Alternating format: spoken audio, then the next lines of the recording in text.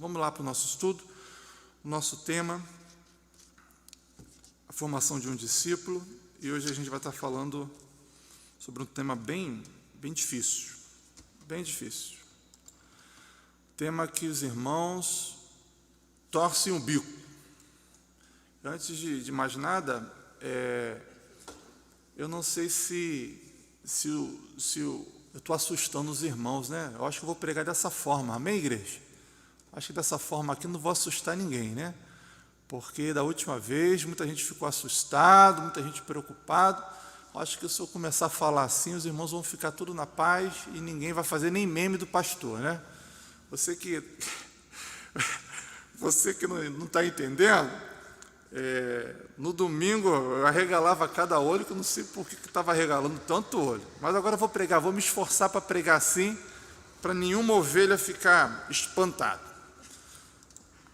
Glória a Deus, amém? Vamos lá, então a formação de um discípulo. Bota para a gente aí, Cris. A gente está já algumas semanas falando sobre esse tema, e você tem nos acompanhado aqui da igreja, e você de fora pode estar fazendo uma pesquisa aí no Facebook depois, e resgatar o nosso estudo, tem sido muito bom. Nesses estudos a gente tem tido o apoio aqui da nossa irmã Cristiane e a Cristina, mas hoje cabe a mim estar aqui com os irmãos trazendo esse estudo. Bom, por que esse tema? Primeiro porque há uma preocupação muito grande, essa preocupação, o próprio Evangelho traz isso, o próprio apóstolo Paulo também traz isso, quando ele fala assim, olha, não vos enganeis, irmãos, não se enganem. E quando eu lembro parábolas como do joio, do trigo, quando eu lembro de passagens como aquela que Jesus fala, que naquele dia muitos chegarão para mim e dirão, Senhor, Senhor, não profetizamos nós, não fizemos maravilhas, e Deus fala assim, olha, apartai-vos de mim para o fogo eterno. Quem são essas pessoas? Essas pessoas são aquelas que estavam na igreja. Eram pessoas que estavam na igreja e pegando a linha de raciocínio aqui de Jesus, que Jesus sempre chamava atenção para isso, são pessoas religiosas, pessoas mais com compromisso com a religião do que com Deus, mas preocupados de fazer o que agrada a aparência dos homens, o que agrada, o que a religião pede, exige, né? E é muito fácil você ser uma pessoa religiosa, basta você falar, vestir, frequentar determinados lugares, evitar outros, que você recebe lá o título do religioso do ano.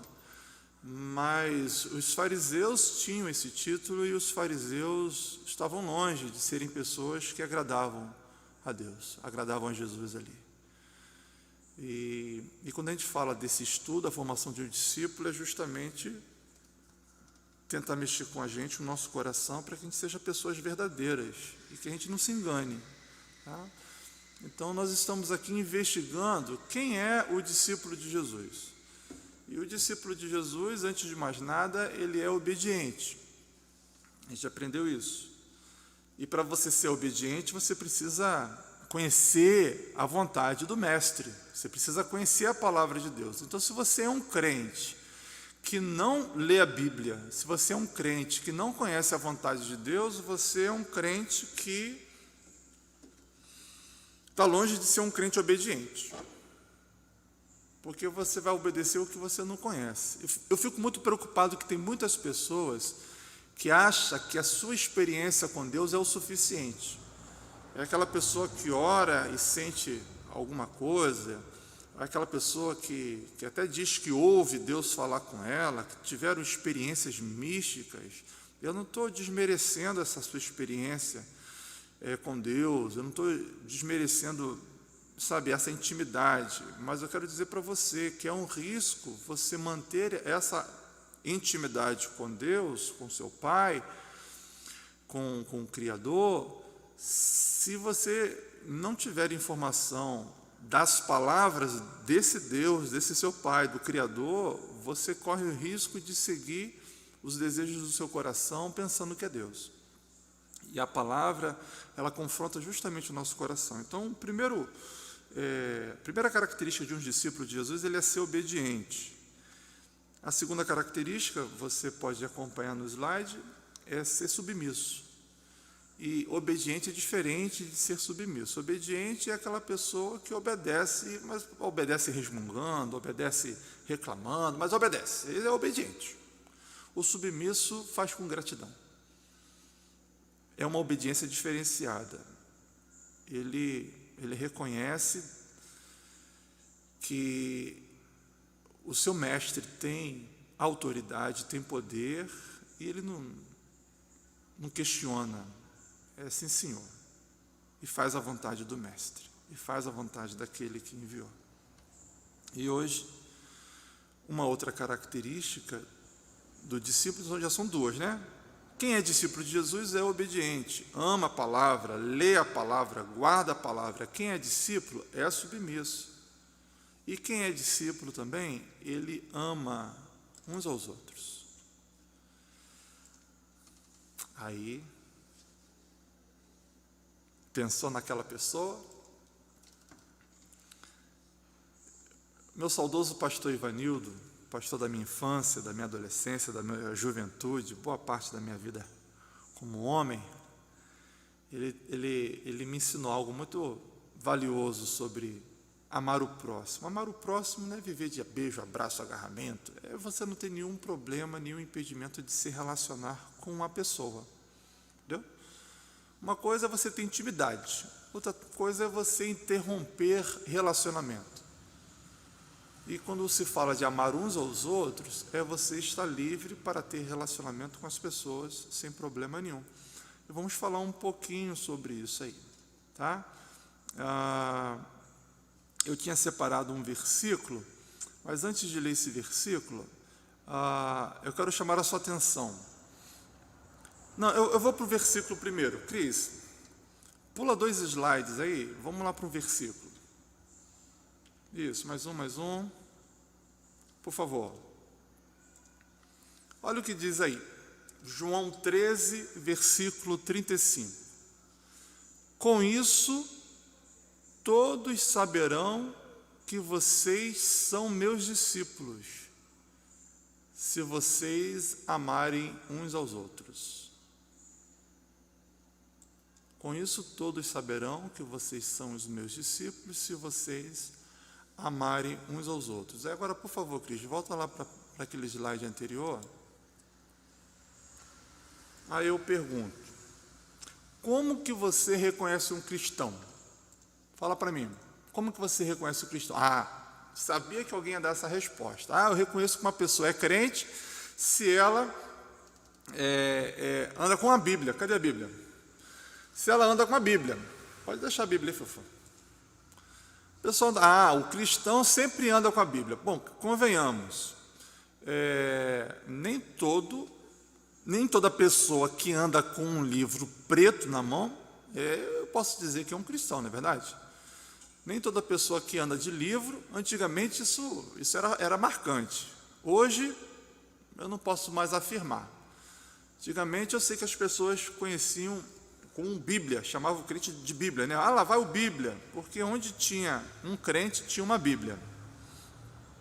Mas eu acho que hoje eu não posso afirmar isso, não. Vamos lá, tenta me dizer uma outra característica que você reconhece. Você está andando na rua e você reconhece que ele é um cristão. Fala para mim.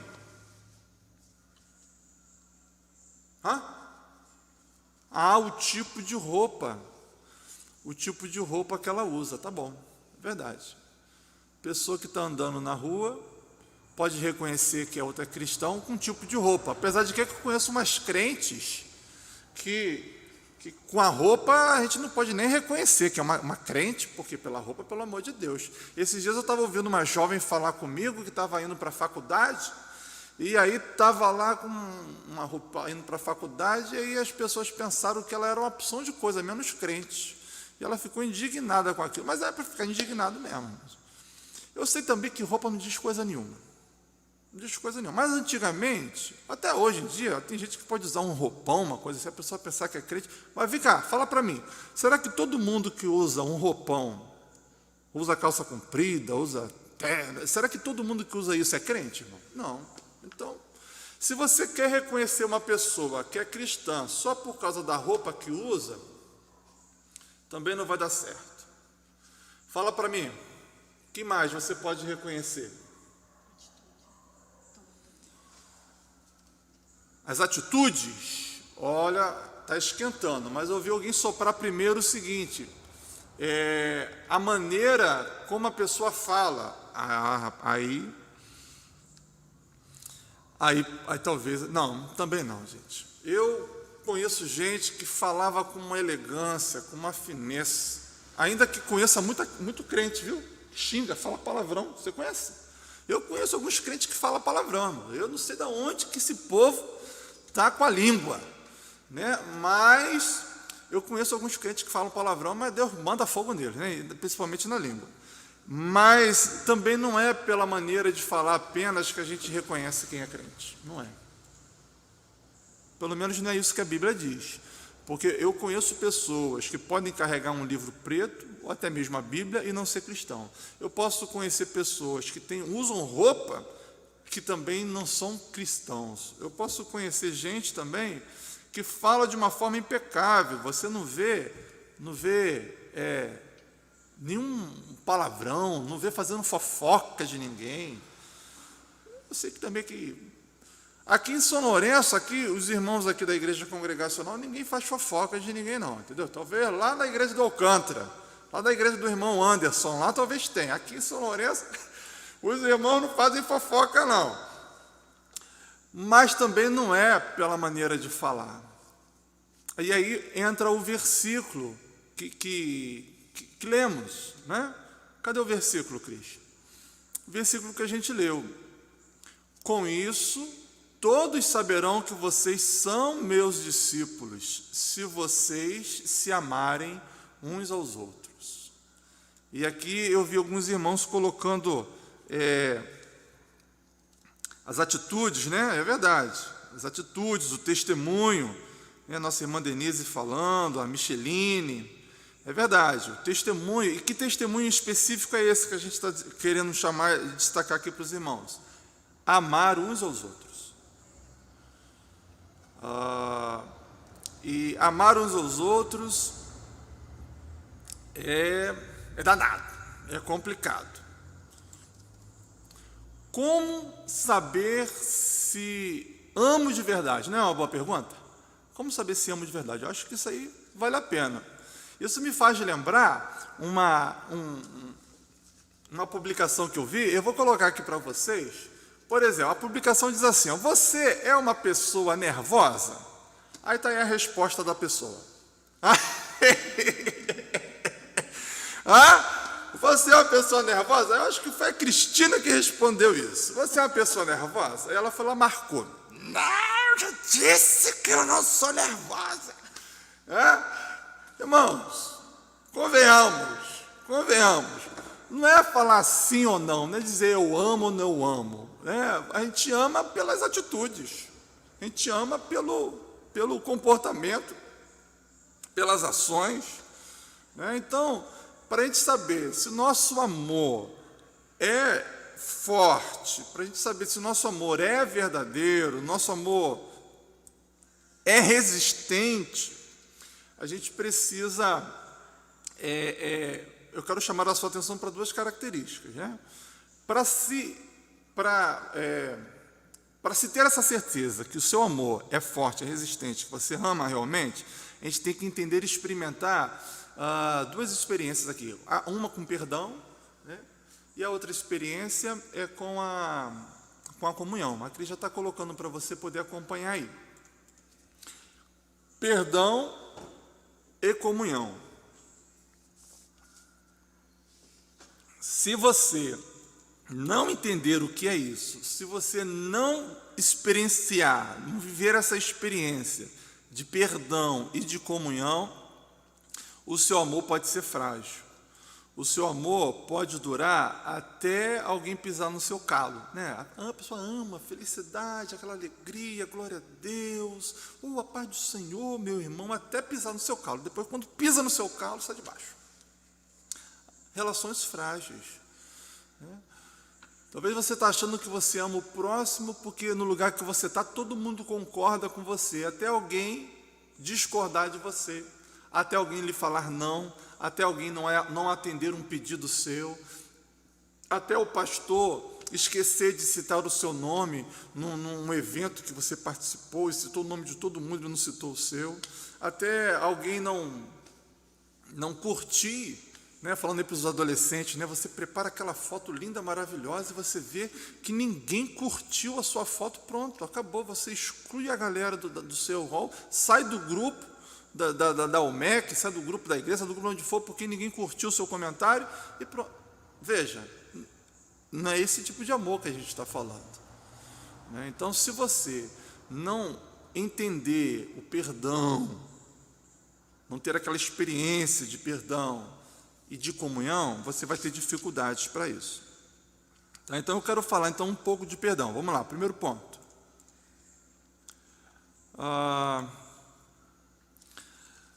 O discípulo não pode amar a Deus ou a si mesmo, e muito menos os outros, a não ser que aceite o completo perdão de Deus e, com base nisso, perdoe a si mesmo, aos outros e aceite o perdão dos outros.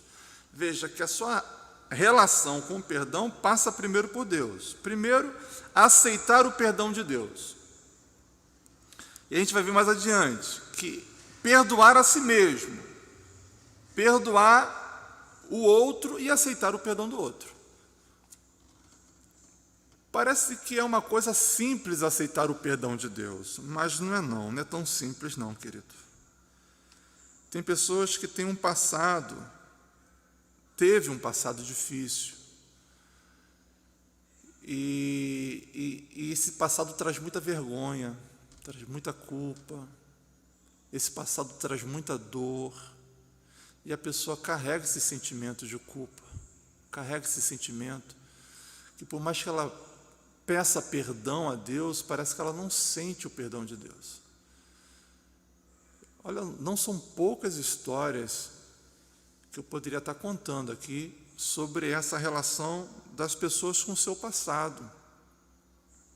Talvez violência que a pessoa sofre no passado quando criança, tornam-se adultos e ainda conseguem carregar aquele peso de vergonha, mas a gente precisa entender que quando o pecado ele é confessado, uma confissão sincera, um arrependimento genuíno, não há pecado que Deus não perdoe, não há injustiça que o Senhor não purifique, não há pecado que o Senhor não apague, não esqueça.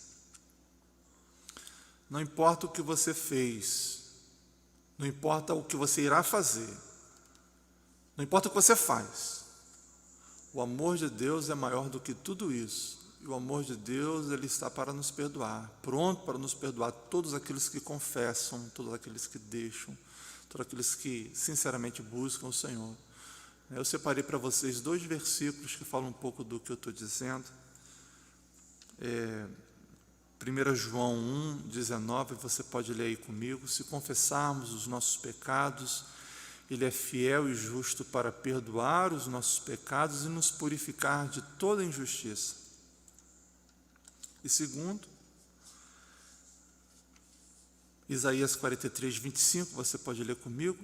Sou eu mesmo, aquele que apaga as suas transgressões por amor de mim e que não se lembra mais de seus pecados. Ó, Deus não se lembra mais dos seus pecados. Você precisa entender e aceitar isso. Deus nos perdoa. Não existe nada que façamos que seja maior do que o seu amor. Bom, a segunda experiência com perdão que a gente precisa ter é que perdoe a si mesmo baseado no perdão que Deus lhe concedeu. Primeiro, você aceitou o perdão de Deus. Aceite o perdão de Deus. Ele te perdoa, está aí. Lemos versículos, eu poderia ler outros. Segundo, perdoe a si mesmo baseado no perdão que Deus lhe concedeu. Você demonstra que aceitou o completo perdão de Deus quando perdoa a si mesmo. Ao entender que Deus o ama, seu senso de dignidade espiritual é restaurado e isso o libera para que se perdoe. Eu estou lendo aqui, o livro que a gente está baseando o nosso estudo, na página 66. Só então pode amar e aceitar quem você é. Você só pode amar e aceitar quem você é quando você entende o amor de Deus pela sua vida. Não importa quem você é, não importa os seus defeitos, não importa as suas dificuldades, as suas fraquezas, Deus te amou dessa forma. E se você entende esse amor de Deus, se Deus te aprova, quem é você para se reprovar? Você está me entendendo? Se o amor de Deus por você foi suficiente para que Ele se entregasse por sua vida, quem é você para se achar indigno disso? Se o próprio Deus te amou, você precisa se perdoar. Você precisa aceitar o perdão de Deus. Tem um versículo importante, na verdade, é o texto que eu acabei de ler já para vocês aí, A gente pode estar relendo, Você demonstra que aceitou o completo perdão de Deus quando perdoa a si mesmo. Ao entender que Deus o ama, seu senso de dignidade, viu? Você tem valor. Senso de dignidade é restaurado. Isso libera para se perdoar. Só então pode amar e aceitar quem você é. Isso é muito legal. Eu coloquei aqui uma charge para ilustrar uma situação que impede a gente de entender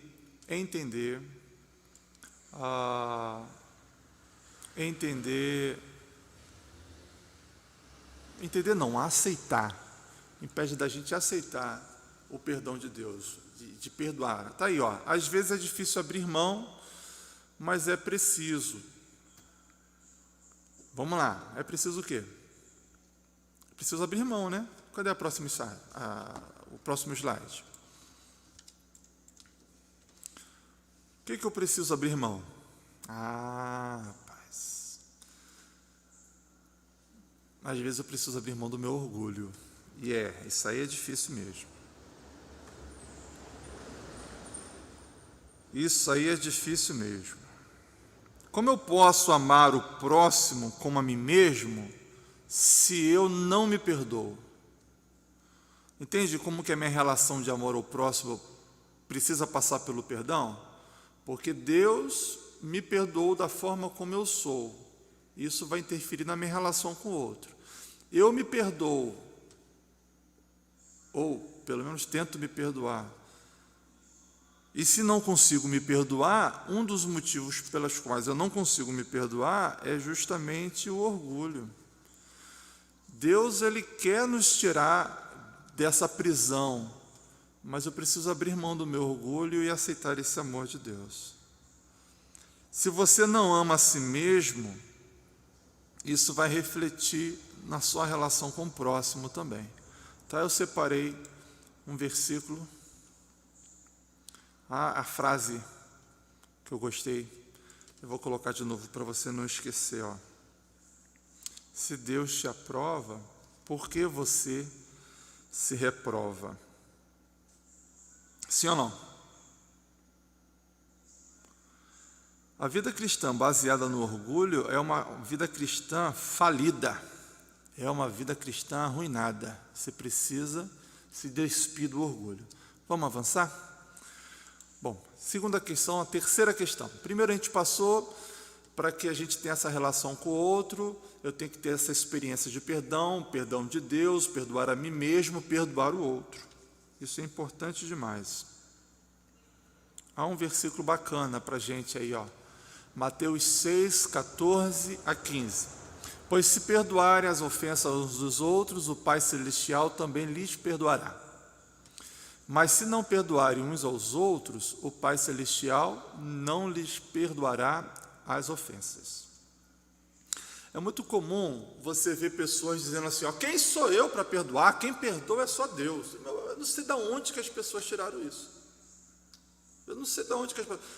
Essas pessoas são as mesmas que estão lá, talvez diariamente, Pai nosso que estás no céu, santificado seja o vosso nome, venha a nós o vosso reino, seja feita a vossa vontade, assim na terra como no céu. O pão nosso de cada dia nos dai hoje.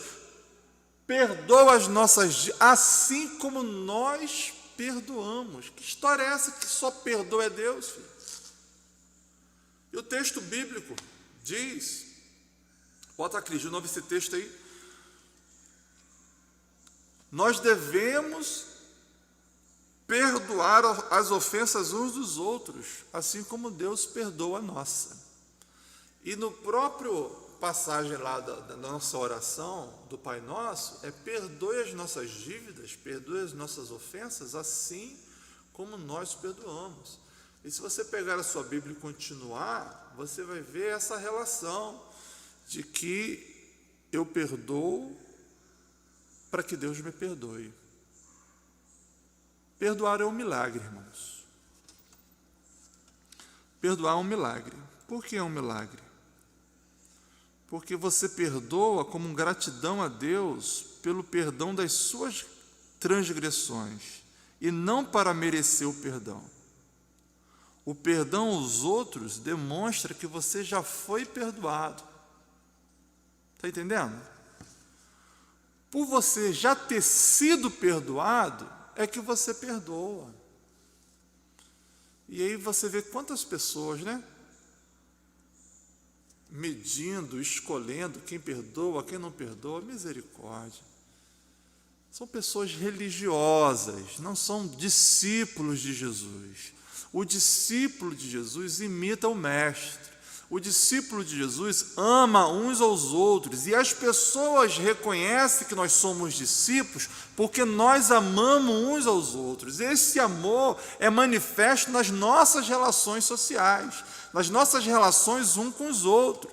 E quem é discípulo de Jesus não tem essa de birra, de ficar de mal, de virar o rosto, de olhar o irmão e atravessar a rua, porque ficou, sabe isso? O religioso faz isso.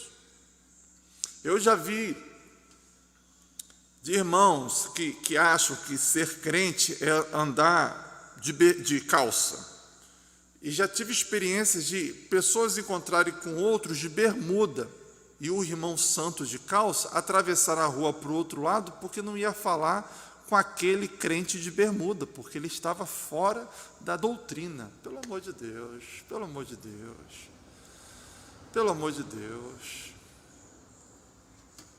O discípulo, ele é reconhecido por amar uns aos outros. E quem é discípulo de Jesus não fica de mal com ninguém. Veja, eu não estou dizendo que quem é discípulo não se aborreça, não fique chateado, não se magoe, não fique irado, não fique brabo. Não estou dizendo isso. Mas ele não interrompe a sua relação com o outro. Ele pode se irar, pode se aborrecer, pode explodir, pode perder a cabeça no momento. Mas o tempo passa, ele se acerta, ele se conserta, ele pede desculpa, ele reata as relações. Então, quem é discípulo de Jesus, ele perdoa o outro. Eu destaquei um texto do livro, está na página 67, você pode ler comigo aí no slide, Você perdoa como gratidão a Deus pelo perdão das suas transgressões, e não para merecer o perdão. O perdão para os outros demonstra que você foi perdoado. Eu já li isso e estou relendo para você, e leio agora um versículo das Escrituras, Efésios 4:32. Sejam bondosos e compassivos uns para com os outros, perdoando-se mutuamente, assim como Deus os perdoou em Cristo. Sejam bondosos e compassivos uns para com os outros, perdoando-se mutuamente, assim como Deus os perdoou em Cristo. Olha para mim, olha para cá, para não te assustar, olha aqui. A relação continua. Se você não recebeu o perdão de Deus, se você não se perdoou, você não vai conseguir perdoar ninguém. Está me entendendo? Primeiro você precisa receber o perdão de Deus. E quando você recebe o perdão de Deus, isso já quebra tudo. Porque você vai ver que você não merecia ser perdoado. Você vai ver que você não merecia a graça. Você não fez por merecer. Mas mesmo assim, sendo tudo de ruim que nós somos, Ele nos perdoa. E baseado nesse perdão dele, buscamos a cura e nos perdoamos. E agora, como que você vai selecionar pessoas para perdoar? Não dá para entender. Se Deus lhe perdoou, você também precisa perdoar. Ou você é melhor do que Deus. Ou Deus é bobo e você que é esperto. Ou Deus é muito bobinho e você que é o justo. Não tem condições, né, irmãos? Vamos lá. Finalizar aqui sobre perdão. Deus me perdoa, eu me perdoo, eu perdoo os outros, eu também preciso aceitar.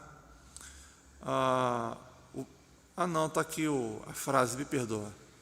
Me perdoa. Exerça agora, por favor, exerça a frasezinha que eu falei ainda há pouco e destaquei aqui, que perdoar outra pessoa é um milagre de Deus. Por que é um milagre de Deus? Porque passa justamente dessa iniciativa de Deus de me perdoar e fazer toda essa dinâmica que a gente tem falado aqui.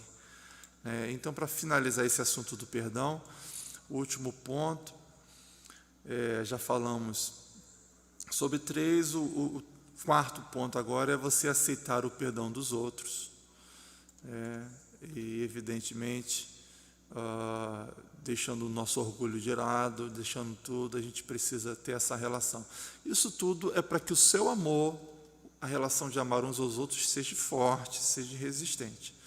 Toda essa relação de perdão se faz necessária.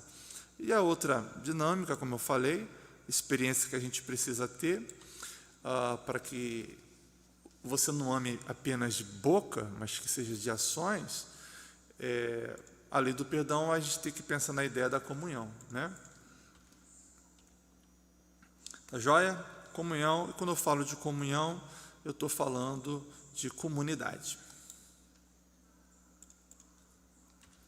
Não dá para a gente falar de comunhão sozinho. É interessante que essa questão da comunidade é que Deus é a própria essência de Deus. Deus é a própria comunidade. Pai, Filho, Espírito Santo. 3 pessoas constantemente interligadas de modo íntimo. Deus é uma comunidade. Somos a imagem e semelhança. Nós não fomos feitos para vivermos sozinhos. Esse fato de eu estar aqui, através das redes sociais, falando com a nossa igreja, mostra que a comunicação tem esse poder de nos unir. E nós temos prazer de estarmos uns com os outros. Aquele que gosta de ficar sozinho, isolado, essa pessoa não está bem. Há uma patologia, há algum problema, há uma questão a ser resolvida. Porque a vida abundante está em você ser a imagem e semelhança do Senhor. E essa vida abundante passa necessariamente pela comunidade, as relações sociais. E chama a sua atenção que a comunidade é o seu principal elo com Deus. A comunidade é o seu principal contato, como que você sabe que Deus te ama? Como que você sabe que Deus cuida de você? Como você sabe que o Senhor não se esqueceu de você? Tudo isso através da comunidade, irmãos. Como saber que eu sou querido? Como saber se eu sou amado por Deus? Tudo através da comunidade. Essa verdade é extraordinária. Como sentir o cuidado de Deus? Como sentir o perdão de Deus? Através da comunidade. E essa comunidade você vê nas Escrituras de várias situações, várias passagens. E essa imagem aí que eu trouxe para vocês, talvez seja a imagem mais forte, descrita por Paulo, dizendo que Cristo é o cabeça e nós somos o corpo. Veja que não existe você não é sozinho a igreja, você é igreja e não é igreja. Você é igreja porque você faz parte dessa estrutura que você está vendo aí nessa imagem aí. Deixa a imagem um pouquinho, Cris. Você é o corpo de Cristo porque você é umzinho dessa imagem aí. Você é umzinho, faz parte disso aí. Agora, você isolado, você não é igreja. Você não é igreja isolado. Não é igreja. Igreja é o somatório de todos esses entrelaçados aí. Cada um Deus colocou com o seu dom, com a sua característica, e todos nós formamos a igreja. E Ele é o corpo, Ele é o cabeça. Nós somos o corpo de Jesus aqui na terra.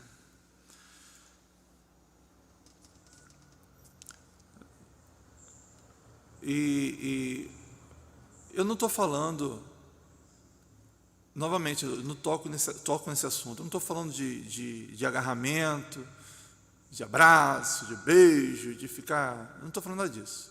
Apesar de que eu amo isso, eu estimulo a nossa igreja a expressar essas relações de afeto. É importante, a gente precisa desse toque. E entendo, compreendo que nem todos são dessa forma, mas eu não posso concordar que a sua espiritualidade seja expressa sem se relacionar com ninguém, sem falar com ninguém, sem se envolver com ninguém. Eu não vejo cristianismo nisso. Eu estou falando sério, não vejo. A gente precisa de relacionamento, a gente precisa uns dos outros. Isso é corpo de Cristo. Você não vê nenhum pé ligado à cabeça. Você vê um pé ligado à cabeça, uma mão ligada. Não, o que é ligado à cabeça é o corpo, é a soma de todos nós. Joia? Bom, então a comunidade é o nosso principal elo com Deus. Se a comunidade é o nosso principal elo com Deus, a comunidade também é o principal elo com outros cristãos. Eu ensino muito isso aqui na igreja, eu já estou terminando, tá? Que a nossa relação com Deus, essa relação vertical com Deus, ela necessariamente ela está envolvida com a nossa relação horizontal, com as pessoas. Tanto é que quando eu faço um bem a um próximo, eu faço esse bem a Deus. Não é isso que Jesus nos ensinou nos evangelhos, Nos evangelhos, eu quando visitei o enfermo, o que está preso, foi a Deus que eu fiz. Os evangelhos trazem essa passagem mais clara. E o mesmo você pode pensar no contrário também, O mal que eu fiz ao colega, esse mal eu estou fazendo a quem? A pessoa que eu estou rejeitando a quem? Olha. A pessoa que eu estou discriminando a quem? A marca do discípulo, o que faz as pessoas olharem para aquela pessoa e ver, é um discípulo de Jesus, é o amar uns aos outros. Amar uns aos outros. Oh, glória a Deus, glória a Deus. Eu quero destacar mais uma vez, duas coisinhas aqui que pode atrapalhar a nossa relação com o outro. Eu brinquei aqui dizendo de olho no inimigo. O primeiro é o orgulho. O orgulho cria barreiras enormes que nos atrapalham nas nossas relações. Barreiras enormes. E a inveja. Eu vou abrir aqui minha Bíblia. Eu queria que você abrisse a sua também, para a gente ler Tiago 3,16. O que diz Tiago 3,16? Pois onde há inveja e sentimento faccioso, aí há confusão e toda espécie de coisas ruins. Faccioso é aquela coisa de briga, sabe? A pessoa pavio curto.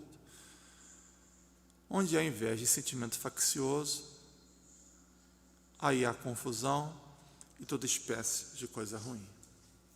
Joia? Como eu identifico um discípulo de Jesus? Como? No ouvir, irmão. Eu identifico o discípulo de Jesus quando a pessoa é obediente, quando a pessoa é submissa e quando a pessoa ama o outro. Joia? E amar o outro significa ter um entendimento, uma experiência muito forte com o perdão e com a comunhão. Beleza? Deus nos abençoe. Nós estamos terminando aqui o nosso estudo de hoje, mas eu acho que antes eu poderia fazer uma oração contigo e já preparar a Cris aqui para preparar uma canção para a gente louvar no final, finalizando aqui a nossa chat. Tá joia? Eu vou orar com você. Aquele do... Cris, prepara aquela canção. Não, aquela do... Há um lugar, isso, há um lugar. Vamos orar, irmãos? Você pode fechar os seus olhos? Vamos orar. Pai,